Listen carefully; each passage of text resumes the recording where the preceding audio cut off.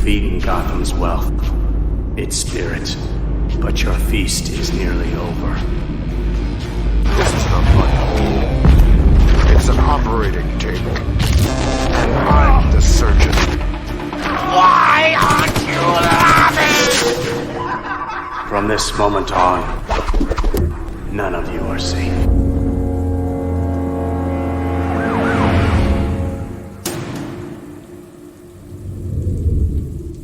Welcome to the Batman Book Club, a podcast exploring the Dark Knight Library. I'm your host, Ryan Lauer. The Batman Book Club is a proud member of the Batman Podcast Network, hosted by Batman on Film. Just go to batmanonfilm.com, click on podcasts, and you'll find the Batman Podcast Network that has a whole list of other Bat-related shows that also like to dive into other nerdy subjects that we all, including Peter R. Vera, love to frolic about in our free time. Nobody frolics like Peter Vera. The Batman Book Club is also on Patreon. If you like what's going on with the show and you want to help support the show, keep the generators running in the Wayne Manor study, just go to patreon.com/thebatmanbc. Now, thank you for listening to episode 140, Blades. Returning to the show is a man that's been way too long since he was on this the last time. He has been crowned a nerd by one Sir Tom King. It's a very elusive club. It's Mr. Carlos Al Ghul Demen. Carlos from the Nerd Room. Welcome back to the show.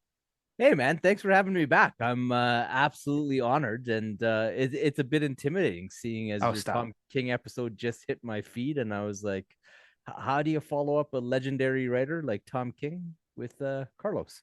So, but here we are, my friend. Here we are. Tom King, he was just like, man, this freaking nerd from Indiana needs to stop including me in tweets. So I'll just throw him a big old bone and then he'll leave me alone forever. So there you go. But no, happy to have you back. We were talking, I tracked it down while we were talking before I hit record, and it's been a year and a half since you've been on the show. We talked some Deacon Blackfrost Yes. Why did I forget it? I'm spacing out, as you already know today. Blackfire, Black Frost. Oh my God, Carlos, do you want to host this? Take it away. No, I don't know, man. It's fine. Blackfire. This is holy crap, Black Frost. You know, good old Black Frost. When that came out too, I was like, wait, what? I mean, a few episodes ago, I said instead of strategist, I said strategist. I mean, I think I'm doing too much blabbing lately. But episode 67, July of 2021 is the last time you were on. Talking the cult. I know, man. It has been too long. I had a heck of a time then, and yeah, we've kept in touch on the Twitters and in the DM there. But that's right. Yeah, I'm happy to be back now, and yeah, in fact, this episode was inspired by the Twitters, if I'm not mistaken. By the Twitters, it sure was. We're gonna get into that. How that even came about. I don't think I want to wait anymore. Let's get going. Okay, let's talk Blades.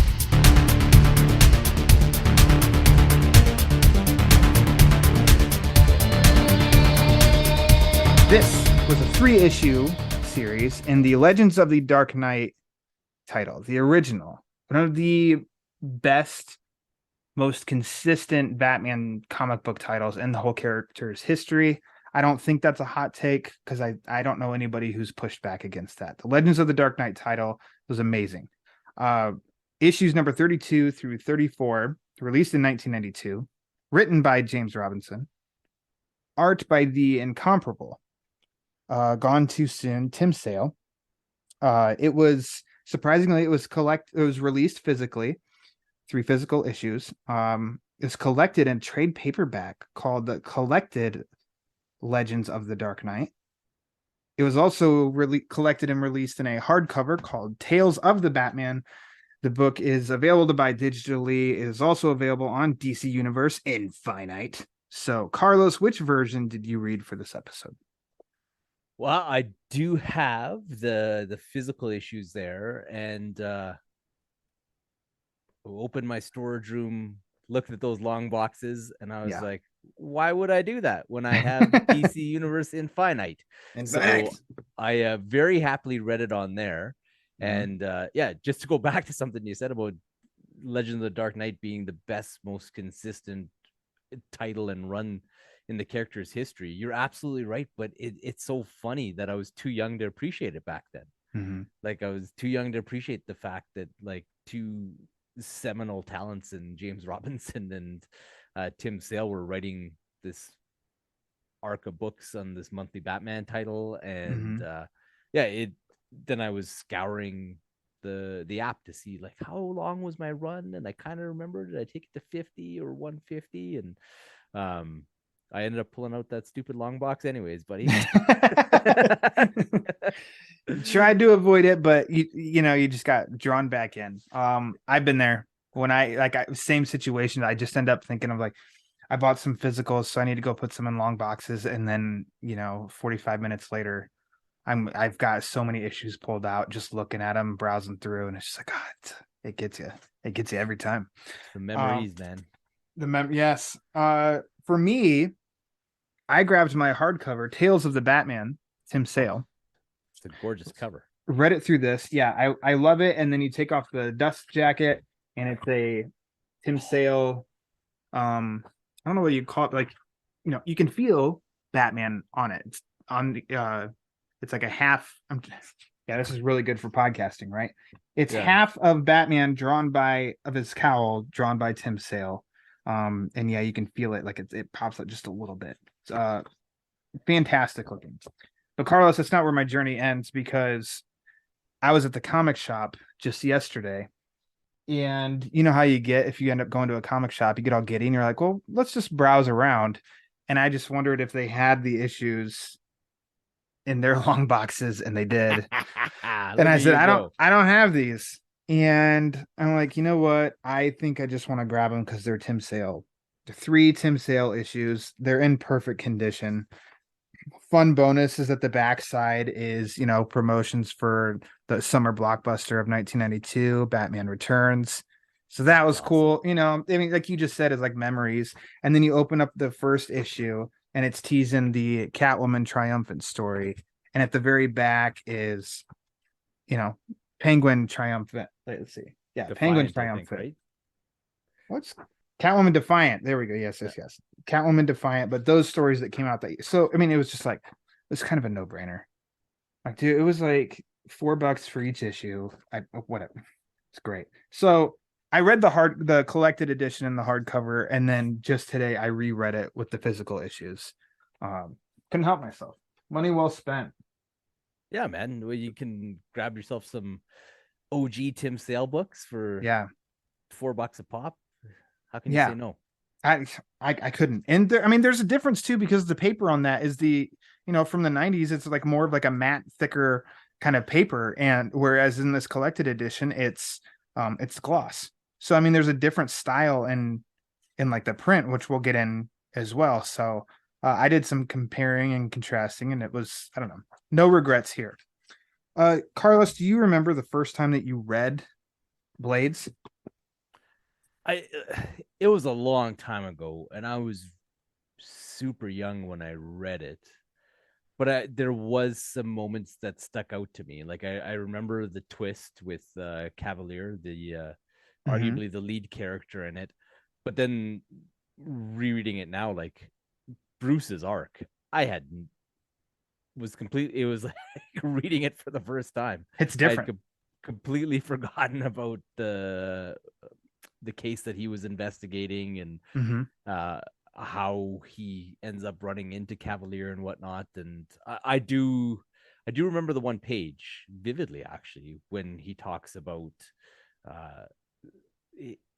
Cavalier reminding him of Zorro when he was a kid, and it just gave him that enough to give him that nudge and give him the green light to operate in Gotham type of thing. So nice. It says that this has the hardcover has a copyright of 2007, and I do believe that was the year that the Absolute Long Halloween came out, and I bought it. And on the heels of that, I saw this available, and it was a no-brainer of like, this is Tim Sale, I got to read this. And that was the first time that I read this story, because as I've said so many times on this show, born and raised in small town. There weren't comics at the grocery store. There was a spinner rack. It wasn't, it wasn't up to date, and it's not like I could go and buy because I didn't have money. I was a kid, so I was playing catch up because we didn't have DC Universe Infinite. So I was playing catch up on all. I just knew Tim Sale. He was in charge of the Long Halloween art and Dark Victory and Haunted Night, and anything else was just like, oh, this is how I can play catch up. So I was a little late to the game, but yeah, it was pretty great still at that age to get to read this kind of stuff for the first time. It was like, hell yeah. All right. Now, I felt like unless I'd done you wrong and you didn't want to come back on, I felt like you returning to the show was inevitable. But when it came to what story you wanted to pick, I had no idea what you'd pick. So how did you land on Blades? I think you and I were going back and forth about Tim Sale's work and things that he had done, and we had touched on Blades, and then that conversation ended, and then a couple days or weeks later we had another conversation, and I pushed you over the edge to buying a somewhat expensive but very glorious Art of Tim Sale book. And then right here, bigger than my head, a couple inches bigger than my head, and I got a big head. Absolutely beautiful. So there was that, and then you were like, we need to do an episode ASAP, and we snapped back to Blades. So I was happy to revisit it, and off we go. And I think part of it too is that there was an episode you had done a little while ago where you were expressing a desire to hammer the Legend of the Dark Knight series a little more earnestly. And I know that this story probably hadn't been taken just because it falls a little later in the run when a lot of people had fallen off. And I also knew that the glory and honor of doing a Tim Sale book with one Ryan Lauer in the Batman Book Club was there for the taking. Yeah, where Pete's been the one that's gotten to touch on the Haunted Night specials. We basically, episode 2 and 3 of this show, we knocked out Long Halloween and Dark Victory. So it's like Tim Sale Batman stories. There's getting fewer and fewer. So I'm glad that you snagged this one up because it's been a while since I've read this one too. So you just kind of commented about it, kind of like reading for the first time. It actually was a little bit for me too. Like I knew that the Cavalier was in this and what he looked like, but other than that, I was really fuzzy on. I remember some images, but as far as the story, I don't think I really remember what goes on here. So it was pretty exciting to approach this read, like that, because it felt very fresh and new to me, which I'm all for moments when that can happen again. Yeah, and this was a different experience for me too. Just reading it through with the guided view on DC Universe Infinite. Is that the panel by panel, right? Yeah, and I love it. Like that's become kind of my preferred way of reading all comics via the app, but using the guided view, and they do a really good job with certain artist books, and certainly in this one where they'll take you kind of panel by panel, but when they have the funkier page layouts like this one does, they'll actually zoom out to make sure that you get a good look at absorb it all entire layout. And I just find that I appreciate the artwork so much more doing the guided view, just because it forces you to just focus on the single image, and you get some cool reveals that way too, because you don't you open a book and you see what's at the bottom of the page. Big moments are right. Yeah, definitely one moment that we'll get to, I'm sure, on here, where I learned a long time ago that if you have a big splash page, that needs to be, you need to make sure that hits on the left side, on the left side or page, because then it's not spoiled for you. You're turning the page and then that's when it hits you. And in the printings here, in both the original issue and in this hardcover, this reveal that we'll talk about in a bit, like that hits you in like you turn the page and it's on the right side, and because you're turning, you see it, and it's like, oh. and then you go to the left, and then you have to see the moments that build up to it, and it's like, well, shit. Like, that could have been cooler. Just been like, wait, what? Turn, bam, whoa. But I mean, also, it's not like that ruined the story for me or anything either. So yeah, well, I mean, a little bit. This Tim Sale black and white that you and I just kind of talked about. That's bigger than my head. It's got Richard Starking with it. He worked with Sale, and apologies if he was inker or colorist with him, but I think worked up with him a lot, especially like Long Halloween and Dark Victory, and they were just like good friends. But this book, I think what sent me to buying it is because I thought for the longest time that it was just an art book, and his art just printed basically it's just like noir, but no like context, just like his images. In which I'm showing you right now one of the Long Halloween covers. It's just in black and white. But when I researched it a little more, as colors can see next to it over here, is that the whole book is basically like just interviews with Sale about his whole career and moments. And that's what really sold me into, ooh, insight. It's not just pictures. Sign me up. And so then I bought it. And in here, I've only gotten to read some of it, obviously the Long Halloween section. And I mean, it's a fantastic book. But I was hoping, and they did include a little bit of how he got Blades, how he got assigned to Blades. Okay. So I was like, yes, Carlos, everything is just syncing up perfectly here. Which, I mean, he says another thing. So this Tales of the Batman Tim Sale book as well. Okay. I'm not here. I have no promotion deals here. I'm just trying to tell you, when stuff is good, track it down. This book is good, especially since Tim Sale is no longer with us, but it collects, like a Secret Origin story, his solo story, the book, short story of him and Catwoman that showed up in the solo series, this Blades and everything. It has like introductions about each story from Tim Sale as well. So if nobody's ever heard of this book or seen this book, this one's also worth tracking down, I think, because It is like, it's his Batman work that isn't, what we know of Haunted Night, Long Halloween, Dark Victory. And also you get some comments and some little bit of backstory and stuff like that for each story. So it's definitely worth it. But I mean, with this one, it was just really cool to hear of like one thing. A lot of people say this is his first Batman work. He says in this black and white book that this actually was not his first time doing Batman. The first time that he worked on Batman, like his first drawing, was for the Batman Predator book, and he did one of the pinups in the back. So if you're getting technical, that's the first time Tim Sale did Batman. And then he did Blades. Basically, he ran into James Robinson at I think San Diego Comic-Con.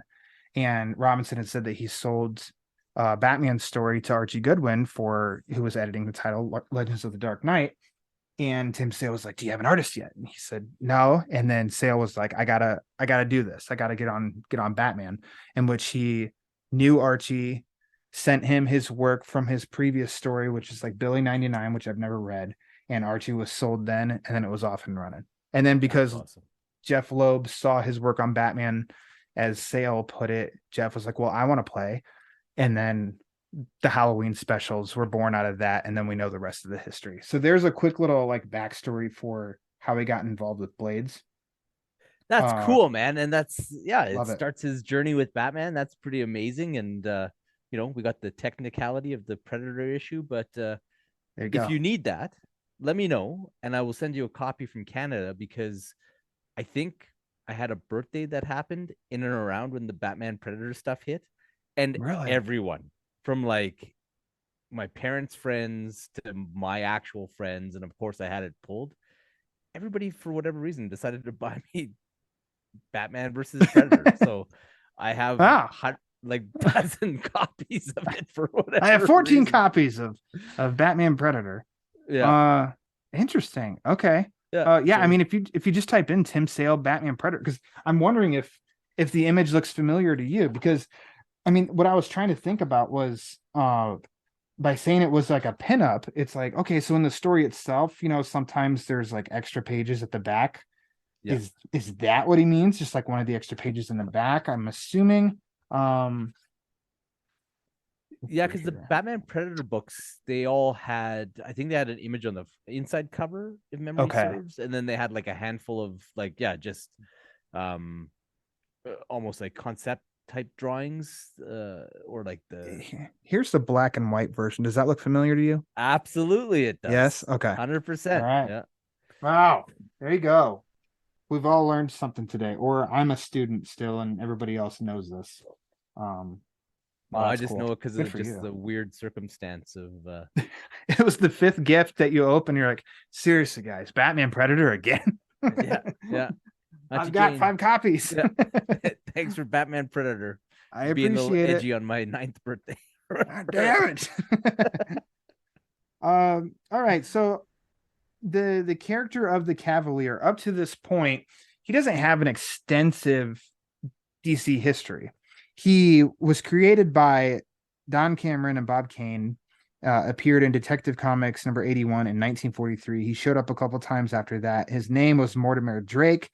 And then, so, he showed up there in the 40s, but then he didn't return to the comics until the Bat Family series, like twice in 1977. This Cavalier, and so that's why, like, I didn't know there was a previous Cavalier. Like, I thought, like, oh, okay, the Cavalier is so it's like when I saw him pop up in Batman Brave and the Bold, it was like, oh, they're just doing a Silver Age version of the Tim Sale Cavalier. And it's like, no, gotcha. Sir, Ryan. No. He was alive and well way before that Tim Sale story, in which here his name is Hudson Pyle. He's a stuntman, a showman, loves thrill, heavily influenced by Robinson and Sale, by the those swashbucklers of like the Errol Flynn, Tyrone Power of Zorro back in the 30s and 40s and stuff like that. So, Carlos, I've talked a lot. I want you to what do you want to hit on first? I don't know. We can maybe hit on the setup for this character and Bruce, in that I kind of dug where Robinson went with his motivations, and that he was just somebody that wanted to have this costume vigilante persona for a very finite period of time, because he wanted to use it to elevate himself from that stuntman kind of status into a leading man type role within Hollywood. And and with revisiting this book after so long, I had no idea when we were jumping into it that James Robinson had written it. And I have a great fondness for James Robinson from his Starman run from like the early aughts. So yeah, reading this and that setup for Cavalier, I was like, that is a total James Robinson type character, where he's multifaceted, and he's probably going to be the bad guy, but you're going to fall in love with him anyways and enjoy him all the way through. And yeah, I really dug what they did with the character there. And then juxtaposed with Bruce simply being too busy, and that's what opens Cavalier to becoming the de facto hero of the people for Gotham. Yeah, I think so. Sticking with him, Hudson Pyle, I think that's actually kind of a really cool and feels fresh, and also humanistic and relatable kind of idea of this guy. Okay, I want to elevate my career. I am a showman. I'm going to be this vigilante and then reveal myself. And that's how I'm going to then start getting these, these major roles, the starring roles and stuff like that. And it kind of is like, that's actually kind of brilliant. Yeah. And you're realizing up to that point when he says that. So in book 1, as you're getting introduced to this character, you're like, oh, that's his big flaw. Well, that's fine. Like, that's as bad as he gets. Okay, that's fine. And in my head, though, in reading it, I'm like, I thought that he was kind of a villain, though. Was totally forgetting about this, this whole Mr. Lime thing, which I think is kind of, that's like a C plot, D plot of the story. but it's there to service how Batman isn't as zoned in because he becomes so obsessed with this murderer, and rightfully so. But I think that's how Cavalier can, I mean, Hudson Pyle can get, I don't know, can become what he can get as far as he gets without kind of being checked, and then what he turns into without being checked. But I think he's handled delicately by Robinson, that, like, I don't know, he's a good character, I think. Absolutely. And he's multi-layered, and Multi-layered, there you go. His downfall wasn't malicious, and even though they set him up, he's not even selfish at the outset, really. If you think about it, he's just not simply as altruistic as the heroes that we're used to, and certainly not as altruistic as Bruce, right? So it's like you said, you have this three-dimensional flawed character, and you kind of fall in love with him, and even his downfall doesn't come about because of greed or power or anything of that nature. It's just kind of the circumstances that present itself, and he makes a few of those decisions that Batman probably wouldn't make, with helping out the lady that becomes involved a little later in the story. He gets love struck, and hey, we've been there, right? We've been there. Absolutely. And the reasons for how he gets caught in her web, and it's like, she's not even, what she did isn't, watch my lane, or not, watch how I say this. I'm like, what she did isn't bad, but it's like purely incidental and accidental, in self-defense. Accidents happen. Probably wrong that you just didn't tell the truth right away. Yeah. That's her biggest mistake, it seems, because then it just got worse and worse, as we've seen in a lot of stories. But and I think Cavalier snowballing, and it's crazy. When I stopped and I was thinking about it, and I was making some notes for this, is a 3-issue arc which became known for the Legends of the Dark Knight title, of like 3 and 5 issue arcs, which are great because, and there's so many stories jam pack so much without overstuffing, though, in these arcs for this title. And with this one, it is played out in like a really good 3-act structure, I think, for these issues. Like, when I read this, yes, the look of some of this, of the art and stuff that Sale did, but also the way that the story plays out, I was like, man, this was like a Batman the Animated Series episode waiting to happen, I think. Yeah, totally. Like, if I have a complaint about the story itself, is that I kind of go back and forth with it, because it does feel like a pretty tight 3-act play. Mm-hmm. But I almost feel like it needs a 4th or a 5th issue just to flesh out a bit of the romance, and maybe a bit of the relationship with Cavalier and Batman. Because if you could have some moments where Batman checks in on him as he's doing the crime fighting thing, or maybe they do, stop some kind of crime together, and you have Batman become a bit more enamored with him, it would make the fall that much more poignant. But at the same time, there's something to be said for just a tight 3-issue story, right? And one that's been collected as many times as this one has. Did you get any Widening Gyre vibes? Oh yeah, with like Baphomet, for sure. Mm-hmm. Yeah.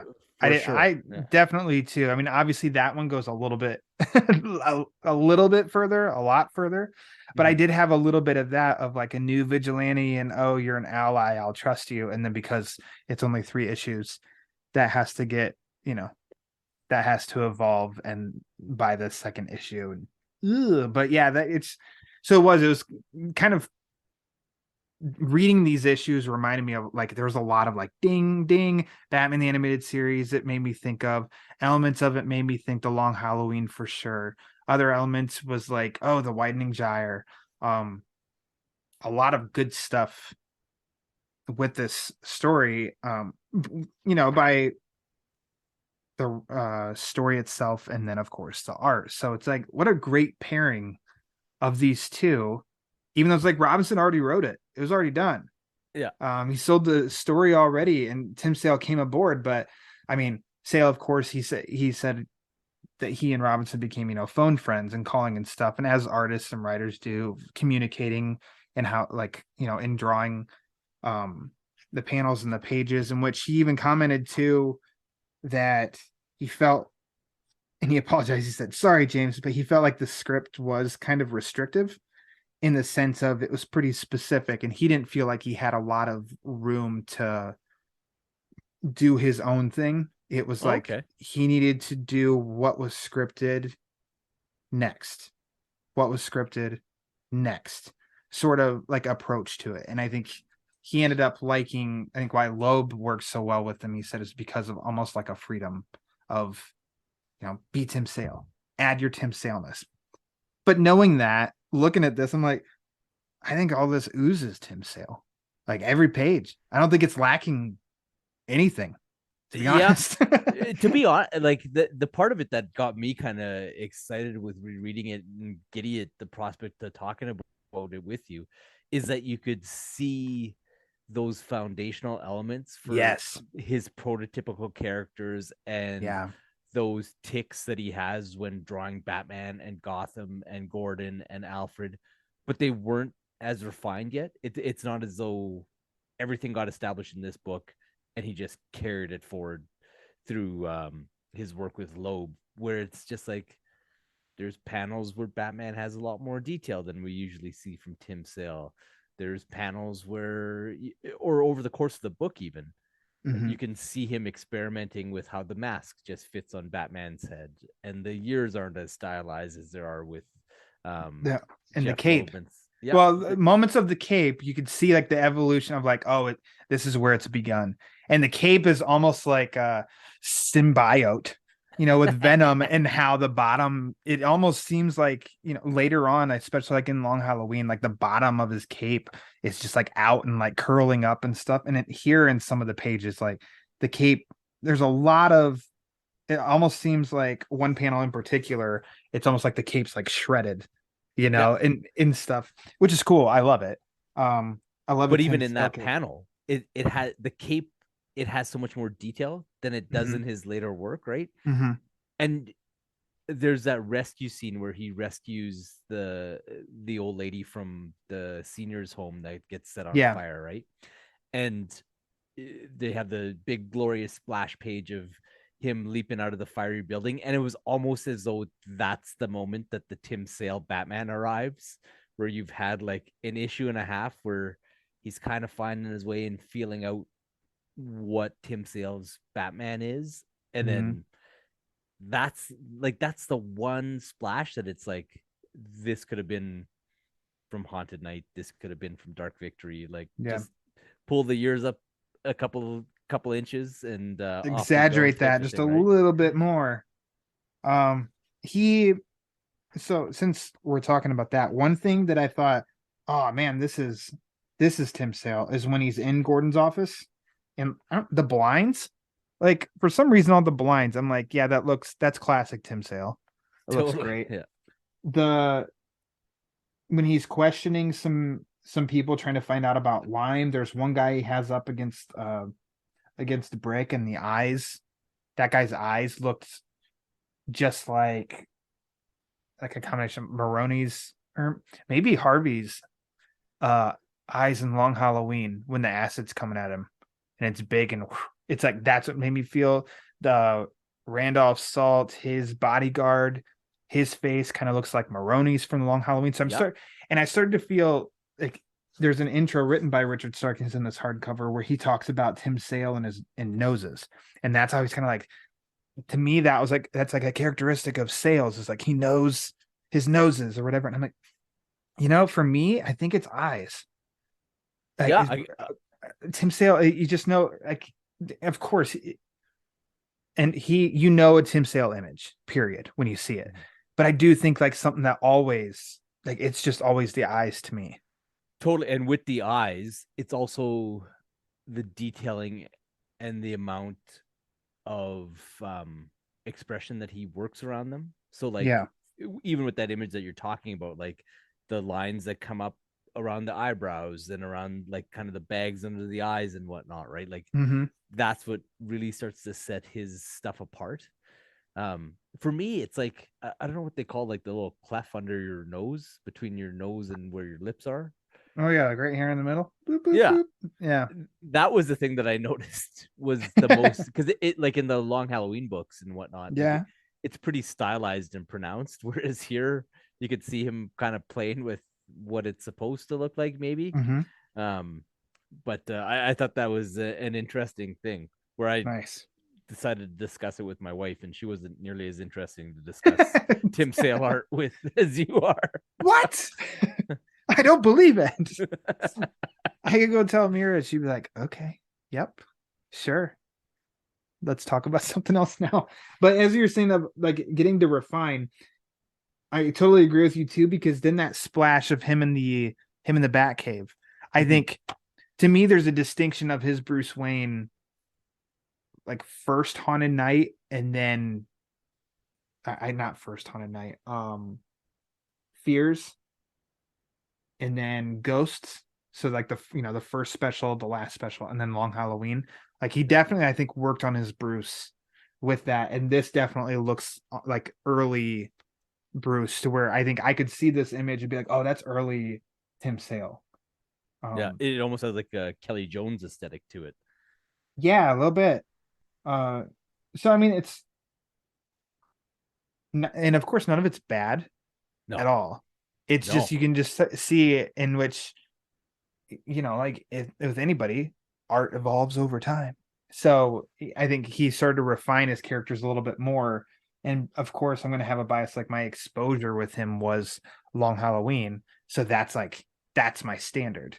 And if it's different than the Long Halloween, it's like, well, that's good, but it's no Long Halloween. And I mean, that's my criteria for any Batman now. I mean, that's with anything in life right now, you name a movie and it's like, yeah, it was pretty good, but it wasn't the Long Halloween. Yeah, I like my job, but it's not the Long Halloween. It's not the Long Halloween. Yeah, the Bible's a pretty good book, but it's not the Long Halloween. Maybe I'll cut that out. Whoops. You're gonna get in trouble with a few people on your canceled channel. Moving right along there. So let's see. Let's talk. I mean, so the character of Ellen, I do think is it's important, her inclusion in the story. One, because he flat out saves her, and I think he even is. Cavalier even says, like, he's finding some thrill in being like a vigilante, but then of course, as I think anybody could probably feel this way of like, if you do save somebody's life, that's like, man, that's elevating it to the next level of like that feeling of helping somebody, in which as he's out being a vigilante and it's all showboating and feeling good and I'm an actor, I'm a stunt man, and then now you see somebody's like, he sees that she's on the bridge, she's gonna jump, and he saves her from that, and he says like, basically that's when he's love struck right away, and he loves her. Yeah. Oh, I love her. Oh my god, I love her. Yeah, and the endorphin rush coupled with the beautiful woman, and yeah, it's game over for Cavalier. There you go. I mean, that's the swashbuckler movies right there too. Sweeping in, saving a gal, and then being like, I'm a hero, and she loves me too. But then like we learn more, and I think that this is paced really well by Robinson in the sense, okay, we have somebody who's targeting the elderly that we're introduced to right away, murdering elderly people. Then we open up the second book that there's a jewel thief, and it's kind of like, where's the correlation here? What do we like? How does this all connect? Is this jewel thief now not murdering people and instead just stealing? But then nope, because somebody else tries to get murdered. It's like, how does this all? Meanwhile, we're introduced to yet another character, this Ellen woman, and we're slowly fed her backstory as well. And I'm trying to see what happens first. We don't get her backstory until the third book. 3, yeah. So, and it's in the second book that we realize this thief is actually the Cavalier, which I think they do a really who we'll just say it was teamwork. Sale and Robinson, when you get a glimpse of whoever this thief is, but you do only see just the eyeball. Mm-hmm. And then, it goes 2 pages later. And this is where they did pace it correctly. Because on the right, you have police saying, there, a man, hey. And then you turn the page and then it's the Cavalier. So it's like, hey, that one was done correctly. But he's a thief now. And it's kind of like, wait, what? What's going on here? They did a good job with the setup and the misdirect where, and I loved because they got to give Bruce a bit of a character beat too, where it's like all these high profile Gothamites are getting robbed. So the pressure comes down on the police and Gordon's like, dude, I'm getting squeezed by the mayor's office and the power players. But then Bruce is like, I don't care. This is people's property. I'm trying to save these potential victims out here from Mr. Lime. I have a serial killer to catch and he refuses to work the case of the jewel thief. And then so I thought it was cool that it also opened the door to show what the city thinks of Cavalier. And he's like, yeah, go use that guy. And they're like, oh yeah, we'd love to use him. And all of Gotham is cheering and whatnot. And you get to they kind of have Cavalier's dialogue make it seem like he's excited to go out and have his first major foil and whatnot. And I don't like when Batman and Gordon fight. And though they didn't fight here, Batman was very cold to Gordon. I'm just like, I'm busy. Mm-hmm. I'm busy. Fine. Use the Cavalier, sort of deal and stuff like that. And I'm like, oh, but Gordon, he was a champ. He was just like, oh, Batman must be busy, It's like, shucks. Okay, you can go to him. I'll meet up with this Cavalier guy instead, who becomes his fill-in. And I mean, looking at it now, of course, it's kind of brief because, this whole story is just 3 issues, but it's moving the story along. And for me, it wasn't too quickly. I just think like it did hit at the right moments. I love the fact that as soon as we see that it is the Cavalier as the jewel thief, Batman, who just coming off the heels of saving somebody's life at an awards ceremony, comes flying in on his bat gyro. What a great throwback to the whirly bat. Nothing beats the whirly bat, man. It's beautiful. I love it. And I just, oh my God, it just made me laugh because I'm like, it looks silly, but also why the hell not? This is comic books after all. I love it. But I mean, as far as the story goes, I mean, like it adds to, I think if you like stop and think about it for Batman in the sense of, I've gotten so obsessed with this that in a way, it's like I let somebody in. Mm-hmm. And this person can't be trusted. Because, I mean, as we know with Batman, he has a history of like proving why he thinks this way. But, it's like this, Cavalier, now you're kind of like, you're the enemy now, without context. Even though he does end up saying later on a little bit, he ends up saying more of, I'll wait till we get there. I'm blabbing. Let's reset. The Cavalier is a jewel thief, but we get context in the next book of Ellen's backstory. We're getting all the why now of why he's a hero and now he's a thief, and he's doing it basically to prevent this guy from blackmailing her because she was involved in an abusive marriage, and she finally defended herself and hit her husband back, which set him in a rage, in which she grabbed the first thing she could see, which was a knife, and he came at her and impaled himself. But this really nasty dude named Randolph Salt, what a name, he witnessed it, and basically now he's blackmailing her. So Cavalier he's got the bloody murder weapon. He's got the knife in the study, and it was it was Colonel Mustard. See? And so that's the whole to quit the blackmail. So that gives some more context now to where it doesn't. I firmly believe that not every single villain needs a whole backstory. It needs you to really like root for them and Some it really works. Some like, and it's easy to say Joker. Joker's great, just is. I don't need to know. Don't need to feel sympathy for him. Cavalier's not a villain, but now it's like, oh, you're understanding more motivation. So it's really hard in context to be like, nope, he's a bad guy. Got to take him down. It's like, well, he's a tragic hero right now. Yeah. You know? You almost wanted Bruce's whirly bat to catch an updraft or something and allow him to get away. And yeah, no, I really felt for this character by the end. And it's like one of those rare books where you're almost hoping that Bruce loses, right? Like, let him go. Just let him go. Let him go. And I thought it was interesting how they put them on, and it speaks to Robinson's writing and how he took care of those small things that he knew people would ask questions about. Like, how does this stuntman get the best of Batman, or is he able to go toe to toe with Batman?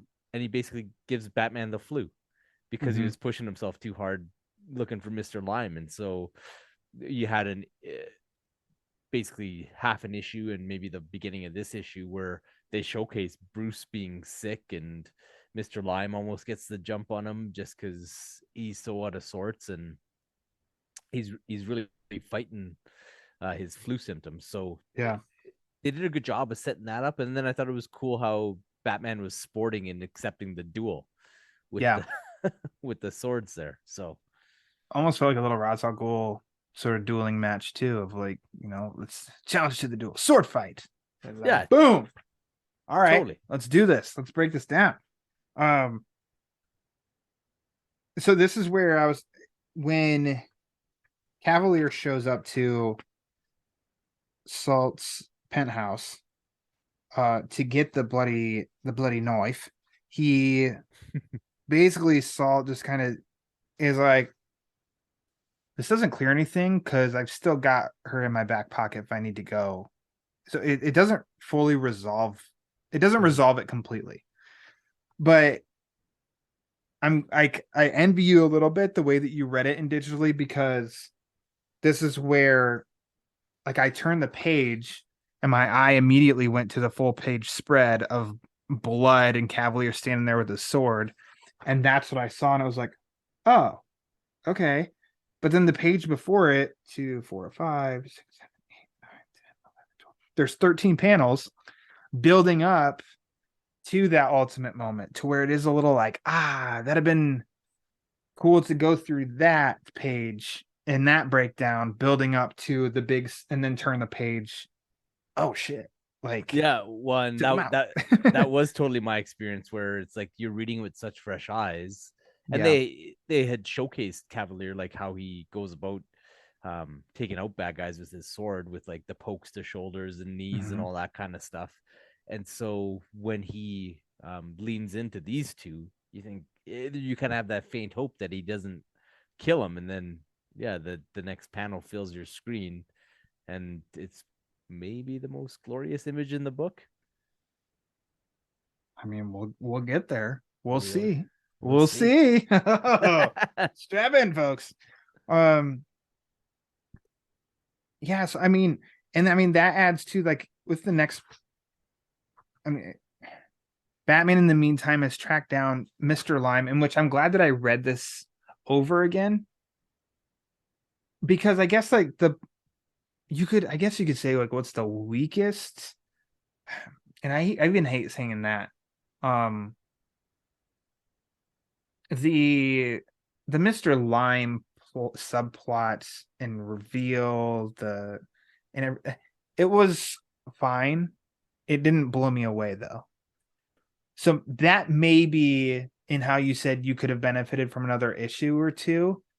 Maybe in that department. If I had to say one thing that I could see it is fleshing that out a little more to add a little bit more tension and a big with that. Because Bruce's realization after we've seen him over numerous pages just kind of agonizing over who Lime was, it came a bit quick in that it's just kind of this eureka panel, and it almost like I almost got the sense that, and then the transition from the bridge save to Ellen living at Cavalier's home. Mm-hmm. Those transitions were a bit too abrupt for me, which is why I Yeah, had it in my gotcha. head that another issue would have benefited, and then you flesh it out with Batman Cavalier relationship stuff and whatnot. But um, yeah, like I'm with you in that I didn't love that aspect either, but I was grinning year to year and just like I adored the fact that it was the pathology aspect of it and the behavioral science part of it that Sure. Bruce used to be able to figure out who the killer was, and that he's just like, oh, the MO for this particular crime is so markedly different, and because of how up close and personal and vicious this crime was, that Yeah. tells me from his forensic pathology that it would be somebody who is closer to the victim. This is a crime of passion. And so then yeah, you kind of zoom out. So I liked how Robinson built um the resolution to the Mr. Lime story, or at Mm-hmm. least how Bruce figures it out. I was like, that's a little bit of World's Greatest Detective. Yeah, like that's great stuff there. It's Yeah. not just like, oh, back on Kane and Finger Avenue. Um, that's what this clue means. Like something Yeah. that they're yeah. I thought it was cool that it was something that a real detective would figure out type of thing too. So And I mean, I guess you could deliver it too. So, and I'm glad that I went. So I first flipped back to see. I was like, have we seen this guy before? The names are mentioned of the parents as the murder victims, and then there's a page where he says that he saw their funerals. But as Batman, I met those the murdered had left behind orphans, though middle aged, and most with families of their own yet. In which he speaks to, the Almaro's daughter, the Dewhurst son, the Litvak's children, and now like that's it. So you see Dewhurst once, you see his parents once, but I mean, also you could argue though, like, well, yeah, that's like a murder case can be a murder case as well, as much as you have of okay, you've just got a picture of suspects and now try and figure it out, and it does. There isn't any part that doesn't add up. I don't think. For me, it just felt a little too brief. That's yeah, all. yeah, they get to it a little fast, and part of it is because so much of Bruce's story and his investigation happens off page, right? Like Yeah. you never Yeah. see it. You just kind of checking in with him every once in a while, and this was very much a Cavalier Yeah. first story. Like I'd be curious to actually go and count up the amount of pages and panels that he has versus Batman, but Yeah, which you alluded to. I mean, you kind of said that at the beginning too. It's kind of based almost like it's a Cavalier story, and I fully agree with that. Um, but I don't necessarily have like an issue with that either no, because the Batman and Bruce moments really work. The Mr. Lime's storyline. I mean, okay, why is it Mr. Lime? Well, is it because Dewars is trying to create a way to get out of it and cover up his tracks, and I think that adds up pretty well. The That gets Bruce obsessed to where he's like not paying as much attention because Legends of the Dark Knight was meant as early in his career, so he's still learning to be that world's greatest detective. So he's not fully focused on other elements to where he lets other things slip by him or lets Cavalier in, as Cavalier turns out to do some things that Batman wouldn't have allowed otherwise, would have paid more attention to. And then there's this whole element of everything's like striking to bringing back memories for Bruce of Zorro, mm-hmm. and what that name and that connection is to Bruce Wayne. How that instantly reminds him of like the worst moment of his life. And I think I love that angle. I think what that symbolizes and means and connects to, and how that is the cloud covering this whole arc, is like winks and nods of Zorro. Yeah, Not only because Robinson and Sale were fans of that character and and those stories and stuff, but because also like no, that's like Zorro goes hand in hand with Batman in his history. Yeah. Like us fans know what that means when we hear Zorro. It's like, oh shit, he was watching when his parents were killed. Like, and that's everywhere. And when the at the award ceremony, I always forget his name. While he's getting his award, he even says, okay, Melvin Amesh. He says, he's basically he has it covered because he thinks he's going to catch Mr. Lime, and instead it's like, oh no, it's just he's not here. He got here before me. He's going to kill Amesh. He knew Tyrone Power. He can't die. Tyrone Power was an actor that played Zorro in I forget which Zorro movie it was way back in the time. So Bruce is almost thinking like it's that connection. Not only just saving our lives, like this guy knew the guy who played Zorro the night that my parents were murdered because that was the last movie I saw with them. You know what I mean? It's like it's all connecting back to that moment too, which is just like it's not force fed on us in a way either. No, it feels very natural and organic. Yes. Yeah, definitely. And it's reading that over again. It's like forgot all of that about this story. Didn't remember any of those kind of angles other than the Cavalier is like a swashbuckler, So that was like a welcome surprise in revisiting this for sure. Yeah, no, they did some, and actually, just kind of going back to your thought about Batman the animated series, like, did they play with this a little bit with the Gray Ghost? Maybe sure. With the whole kind of he gets framed for being the Mad Bomber and that, and I wonder, like, I don't know, have to revisit that. Having Paul Dini, come on the show. I want to ask. Yeah, there you go. I got questions for you, or Bruce Timm. I'll take anybody who's on. No, I think that's a interesting connection. I mean, sure, that adds up. There's similarities there as far as tones and stuff and themes.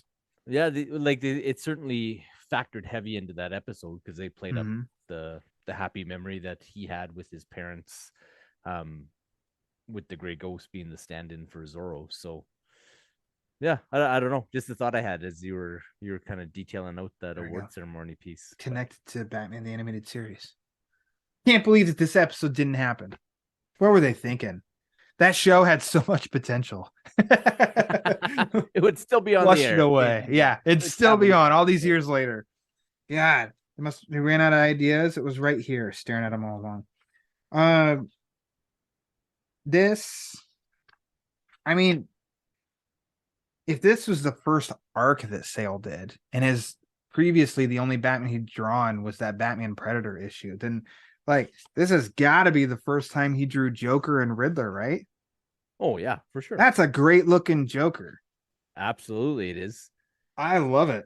Like, I don't know. I really like his Long Halloween Joker and Haunted Night, but I think it's one image, one panel. But I think this might be my favorite of his. Oh, I don't know. Did we have a revelation as we maybe like I love that image of the Joker. I think that's great. I think that whole page is freaking awesome as it is, as he's because that's one. I'm not showing my hand for a favorite, but I mean that panel can what's going on if you don't have words. It's all internal monologue. And you get what's going on with this page, but I just think that there's so much good stuff in this, and I do think that Joker is, I don't know, that's a creepy freaking image of the Joker too. So I don't take it over. Well, I like even just the way that it's framed out, right? Yes. And so this this really sticks a pin in the fact that Bruce isn't at the top of his game, right? Because he's having this dream because he's sick, and Alfred is like, dude, you need to sleep it off for a bit. Yeah. And so much of this experience reading this book was, like you said, like remembering back to the first time you read these issues of Legends of the Dark Knight. Like, it was a big deal that the Joker wasn't in Legends of the Dark Knight, and it was a big deal that there's no Joker, and a big deal that there was no Robin, right? So that they kind of set up these things, and I think it was very purposeful that they have Joker and Riddler, who this is 30s. I think Joker's first issue or appearance was issue 50 or whatever. memory serves. They made a big deal about it. So you hadn't really seen the Joker in the Legends book. So it's like, oh, are they gonna start going down that way? Are we gonna start getting the rogues? But then Joker, Riddler, and then Hugo Strange, and it's like, well, why would you put him in? But that's because that is the big bad for Legends of the Dark Knight up to that point. We'd already had Prey. Yeah. At that point. Which, I mean, if you're listening to this and you haven't read Prey, Javi came on and we talked about it a long time ago. But also do yourself a favor and read Prey. Holy shit. What a great story. I've never asked you if you like that story. Oh man, I like those first 3 arcs are probably the most underrated Batman comics of all time. Shaman, Prey, and Venom. Like Venom gets a bit of showcase. Gothic was the second one. There. Yeah. And Gothic. There you go. One. Like, got Grant Morrison in there. Like, holy shit. Yeah, that's the starting for the first 4 arcs of this title. Good Lord. Wow. Man. Maybe Snyder's Court of Owls. But then it's just like, beginning of arcs on any other title. What's up there with that? I don't know. That's a discussion. Anyways, getting sidetracked. This is a good story. This is a good story. I'm trying to think if there was anything else that I hadn't touched on. I kind of feel like this is maybe a little bit of, Sale have at it with the duel between Batman and Cavalier on those pages. Oh, yeah. It was great. And man, this was another one where the reader was phenomenal because they did such a good job mastering this one, because as the duel plays out, they zoom in on the bubbles, and there's a couple of them where they actually come to an image in the foreground and then they zoom it out a bit so that you see the words, like the word blocks, but you also get to see the shadows on the back wall, and you get to kind of see how the fight had progressed. That means somebody's paying attention. Whoever's constructing this is paying attention. They're a storyteller. They're like, this is how we're going to present this story. Well done. Yeah, like I appreciate that, and it was cool. And yeah, I do agree that this was Tim being able to kind of cut loose a little bit, and I thought the duel was just the right length of time, where it didn't get too crazy, but he kind of takes it off the rooftop and down the side of the building, and Batman swinging around on the ever-present crane hooks and it's like that. I think it's trying to think if it's so it's Madness in Haunted Night when he's fighting Mad Hatter on the train, and it's a 2-page splash, but it's almost like it's sectioned here on that train. Same thing here in this 2-page splash with the Cavalier, in that they start in the bottom left, and it's like they move up and over, down and over, down and over, to where it's only 2 pages, but it's not just like one image on the 2 pages. It's storyboarding it in a way that's like really cool. Oh yeah, it's a full battle. You get to see the progression. You get to see, like, just looking at these 2 pages, you get to see the ebbs and flows of this sword fight, right? And it kind of leads into the Cavalier thinking like, shoot, I'm in way over my head, and Bruce being like, this guy's way better than I gave him credit for being. Yeah, which is really cool. Yeah. I love that part. It's an even match. But yeah, it looked like Cavalier has the upper hand. But then it's like, it just proves to show that he isn't a bad guy. In this whole story, he wasn't a bad guy. First of all, he saved Batman, and then even told him of like, if I was a murderer, but I'm not. And then here he kind of even shows it too, of like, let's see, like his exact quote was, even let me end this whole sorry to mess on a high note. I'll have to finish it myself. I'm trying to think. But he basically said he wasn't gonna kill him no matter what. Anyways. And then he's like an honorable guy, and he just empties the shells out of the gun and then goes walking out, like, I don't know, like, it's weird to call that like heroic, but that's such a like throwback to like older movies. I think of like an old Western or something of like, I'm gonna die on that hill. I'm gonna walk out here, it's ending on my terms. Well, Sort that's of death.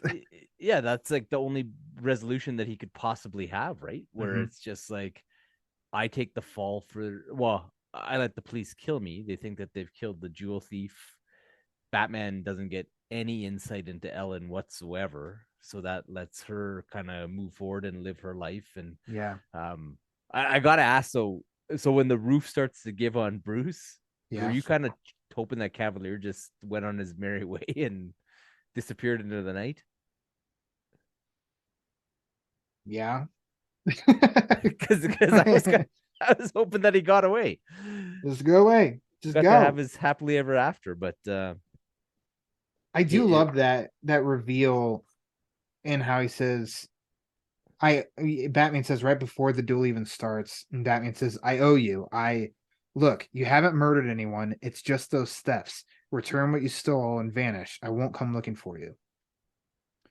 And I mean, and he's mostly in shadow as Cavalier says, they haven't been reported yet. And then it's Batman panel, no dialogue, just a look.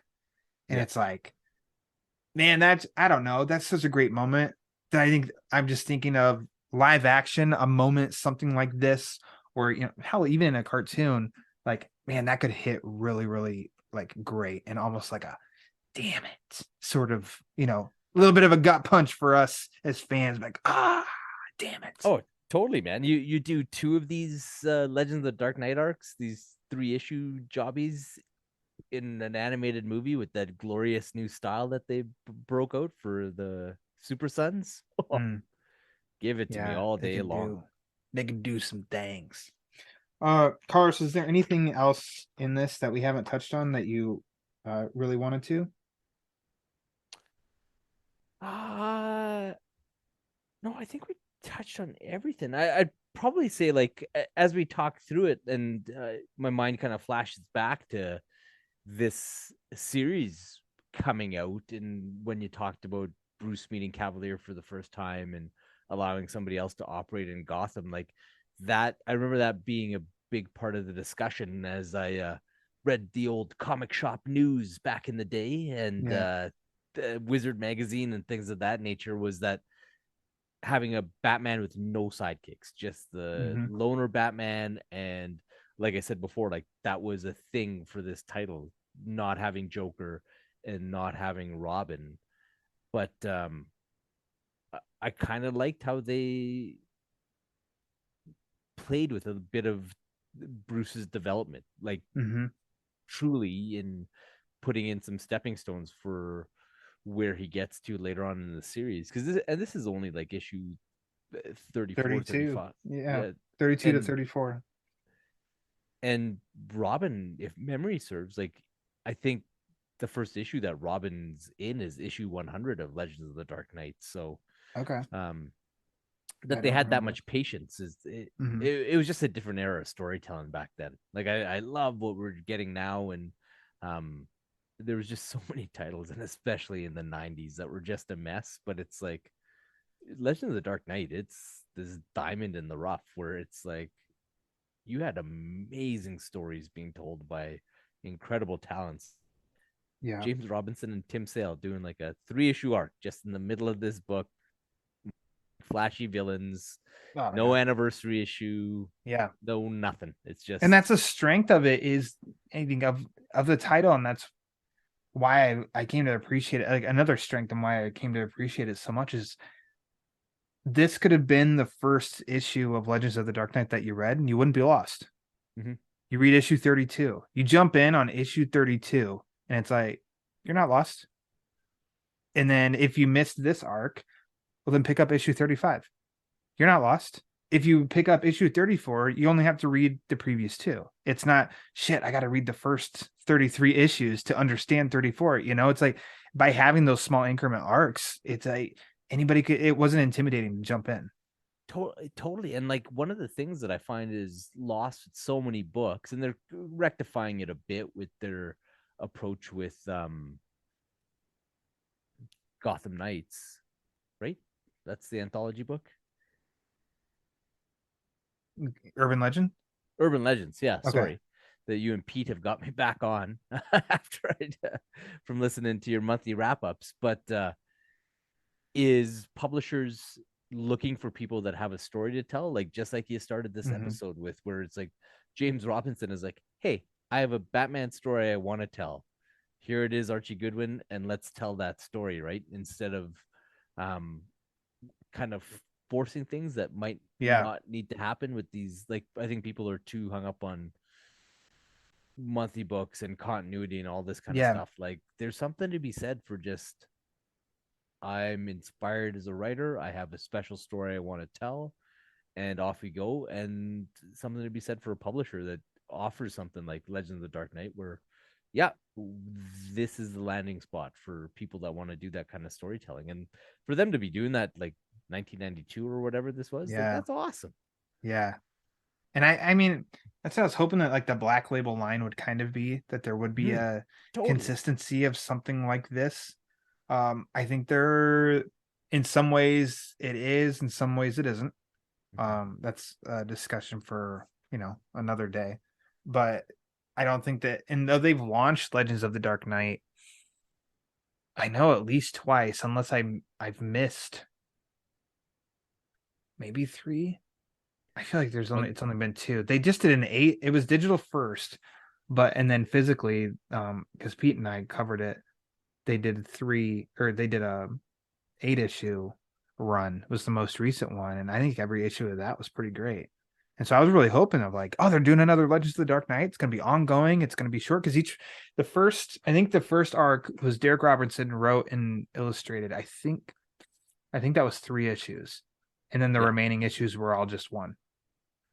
Yeah, and it had a weird rollout. Like you said, it was like digital first, and then they collected in physical issues, and and then like a trade right away. Yeah, and I don't know. Like when I was poking around on the app, I ended up finding the trade and used the Fabok image for my background on my iPad. So I'll have to read those. But I think that there's something to be said for it. But as you know, with every time they announce a new book or a new initiative or a story that they're telling, within 3 comments on Twitter or Instagram, where does this fit in continuity? Man. Yeah. That's not why we're doing it. Come on. Just enjoy. Yep. Just enjoy. Carlos, I'd like to ask you a couple favorites real quick. What was your favorite part of Blades? Favorite part of Blades? It's got to be the moment with Cavalier at the end, where he throws down his sword and makes kind of that heroic sacrifice, I think, where he explains that he's not a killer, takes the bullets out of the gun, and basically commits the suicide type of thing, so that he's not pursued by Batman for the rest of his life, and so that Ellen, if she doesn't say anything, can kind of live out the rest of her days in some form of peace. I'm smiling because I didn't know if I was going to sound morbid to say that was my favorite part, because that was going to be my favorite part too. Because it's such like an honorable, brave, heroic, in a weird, twisted way to end his story. And it's kind of like, I don't know, this is a Cavalier story, and look at how he's ending it, like on his terms and shit. I'm like, man, he's a badass. No, it was just so well done. And part of it is just because of the setup, right? Where you have someone who arguably has selfish motivations at the outset of this thing, and then has a fall, and they put a pin in it and saying, like, he kind of hates himself for enjoying the fact that he takes out Salt and his bodyguard, and then he has a bit of a redemption at the end where by sacrificing himself he makes whole Batman, and more so Ellen, right? So I don't think it's morbid at all if you allowed yourself to get behind the eyes of these characters, so to speak. We're in this together. Yeah, we did absolutely. How about a favorite panel? To be honest, like the easy one would be kind of that rooftop panel that you showed me before with Yeah. like Batman holding the cape, and it's got that kind of David Mazzucchelli year one vibe to it, and that's a cool image, and it's like tattoo worthy and all that kind of stuff. But there's the image after Cavalier takes out Salt and the bodyguard, and it is just pure Tim Sale, where he's kind of standing in the window and you've got the blood splatter on the The back reveal wall. that was ruined for me. And That you've one. got Cavalier, and he's got like the ornate costume, Yeah. but it's kind of in the shadows, but Sale blasts in those shadows, but allows like kind of the gold embroidery from his shoulder pauldrons to shine through, and just glorious. And it, with so much of this book feeling like an early Tim Sale, where he's refining his style and the look of his art and everything else. This one could have been ripped out of Dark Victory. Like it felt very refined and very Tim Sale Unleashed type of thing. So Nice. that one is going to be mine. Good one. All right. Mine is not the full page that has Joker, Riddler, Strange, and all that. Even though, like I said, I loved that image. Mine's a little bit more simple than that. And it's funny that you said Mazzucchelli, because I really think in book one, right above where he's looking at the funeral, you have a panel of Batman on the roof with the blue and his cape, as I said earlier, of shredded and stuff. Yeah, that to me kind of looks, minus the cape aspect, but like the coloring and on the roof, like that looks kind of Mazzucchelli, I think. But I mean, that's just Batman on a roof in the moonlight, and he's mostly kind of in silhouette. It's just like that's a tattoo image. Oh shit, it's perfect, man. Like I said, yeah, love it. It's like if I get that ink on my skin, it's a keeper. There you go. I'll get that fully across my back. Might That'd look great a day at the beach, wouldn't it? Oh my god. Now I mean, kind of brought it up, and I knew this, but there was no way I wasn't gonna bring it up. But would you like to see this adapted in animation? Oh yeah, definitely. Like I'm kind of, maybe I'm becoming just crotchety, but it's like I want to see audiences. Aren't we all? I'm just saying. Yeah, I want to see audiences with superhero fare kind of pushed a little bit, right? And pushed towards a story like this that's a little lighter on the spectacle, but really heavy on the character work, and where your costume characters could maybe take a backseat role, and you have this showcase of this great character in Cavalier, and you get to see Batman in a different light, and you get to experience something different in the medium. So yeah, I would love to see this in a well done animated movie. Animated movie. Okay, cool. It's in my head. I totally see that this could have been animated series that I mentioned a few times while we've been talking. We know nothing about this Caped Crusader show. Oh yeah, shoot. Could totally work. I think an episode of that, 25 minutes, 30 minutes, whatever it's going to end up being. Like I think you could do a Cavalier story. But then I also think, because how much is in here, you could build the story out even more, I think, and make it a 70-minute movie, like you said. I don't know. I'm not gonna say a gold mine, because I wouldn't want Cavalier to become, I think, a self-contained story with this Cavalier. With this like interpretation of this story. That's what I would want. Self-contained. There's a beginning and end to him, not recurring. He's gonna show up again. He's basically like he's part of the Bat family now, or anything like that. It's like no. I like him one story and he's done. Well, now that you tabled Cape Crusader, I think we should just marry our two ideas. Okay, done. Where you have like an episode 7 of Batman the Cape Crusader, and you meet Cavalier, and you have the story play out right till Bruce gives him his blessing. So I'm busy working on other stuff from episode 6, and I don't have time for you, but you kind of remind me of Zorro. So yeah, my blessing, you go operate off on your merry way, and you see him fighting crime, and hey, this guy was kind of cool, and that was a good little bubble episode. And then in episode 9, you kind of be like, oh, Batman, Cavalier took care of this job for us, and look at this kid over in this shot who has a Cavalier shirt or whatever. And then in episode 13, you have the back end of this story where it's like the jewel thief is going on. I'm too busy. Hire Cavalier or get Cavalier on the case. And then we get to see the reveal and the fall and everything else. And sold. You hear that, Matt Reeves? I know you're involved with Caped Crusader. Carlos is pitching you. He's doing half your job. I mean, there it is. there we go. I think that'd be awesome. And I'd ask nothing more than for me and my pal Ryan Lauer to get t-shirts. A t-shirt. That's all I want. Just give me a t-shirt. Like when they were walking around, I mean, you saw some of the crew had, what was it, like zip ups of the Batman or something for the crew. I was like, oh my God, how much? I want that. I want that. I want a Caped Crusader t-shirt. That's all I want. That's all I'm living for. So be part of the team. I do, yeah. I just want to fit in. I mean, I'm not surprised that we've been going an hour 20. I'm thrilled that I got to talk some more Tim Sale Batman. Almost like this was the first time for the story, which is great. And Carlos, I'm glad I got to do it with you.